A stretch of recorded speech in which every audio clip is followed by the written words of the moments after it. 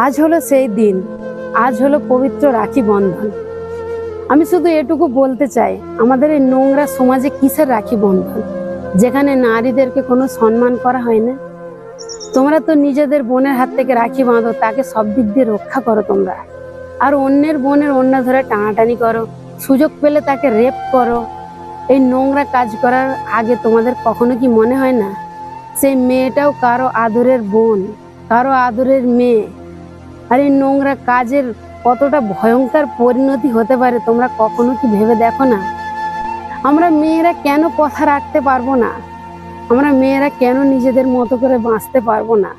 আমাদের মাকে দেওয়া কথা আমরা কেন রাখতে পারবো না? আমরা বাড়ি থেকে বেরোনোর আগে আমাদের মাকে বলে যাই কিছুক্ষণ পরে ফেরত আসছি, কিন্তু আমরা ফেরত আসি না। কিছু জঙ্গলি জানোয়ারদের জন্য ফেরত আসে আমাদের নিথর দেহ। কিসের জন্য এই নির্মম অত্যাচার?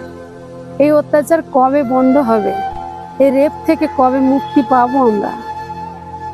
এর অনেক অনেক কঠিন থেকে কঠিনতম শাস্তি চাই আমরা।